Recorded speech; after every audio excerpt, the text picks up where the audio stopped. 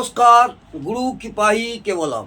আজ আমি আপনাদের বলবো, যাদের যোগাযোগ হাতছাড়া হয়ে যাচ্ছে বা যোগাযোগ হয়েও হচ্ছে না, কোনো কাজে যাচ্ছেন বা নতুন ধরনের যোগাযোগ পেতে বা পরীক্ষা চলাকালীন বা পরীক্ষার সময় আমি একটা মূলের কথা বলবো। সেই মূলটা আপনারা ধারণ করলে আশানুরূপ ফল পাবেন। যেসব জাতক জাতিকাদের জেমস স্টোন পড়ার ক্ষমতা নেই, তাদের এই মূলটি পড়লে একদম 100% আপনারা সুফল পাবেন। বেশ কিছুদিন আগে থেকে এই মূলটি পড়বেন এবং সপ্তাহ সপ্তাহ আপনারা পাল্টাবেন, শুকিয়ে গেলেই পাল্টে দেবেন।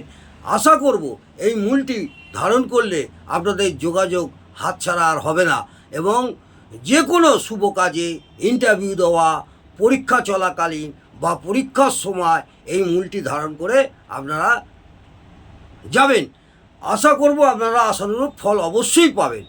শ্বেত জয়ন্তীর মূলটি হচ্ছে শ্বেত জয়ন্তীর মূল।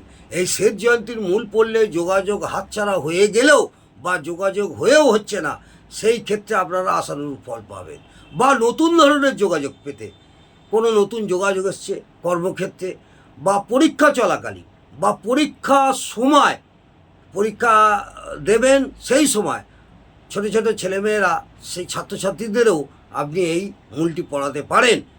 এই মূলটি আপনাদের আশা করব খুব ভালো কাজ করবে।